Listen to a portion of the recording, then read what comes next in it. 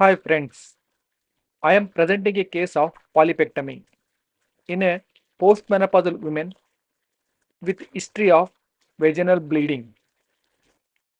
On hysteroscopic examination, we could see a small polyp is arising from the anterior and lateral wall of the uterus, which was just snipped with using a cold scissor, but the pedicle was not completely divided.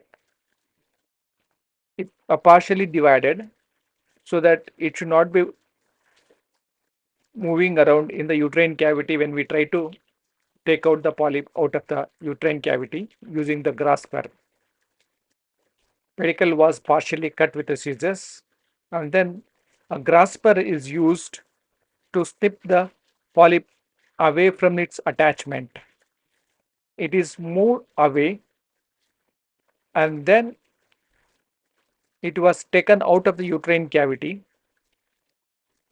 A check examination was done later just to see if there any remnant of polyp is present to prevent further episodes of postmenopausal bleeding or further recurrence of the polyp from the pedicle itself, which later can grow further.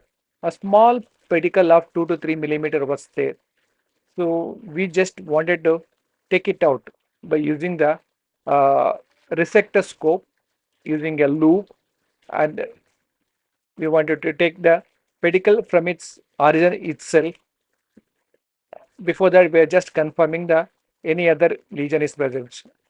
Thanks for watching this video.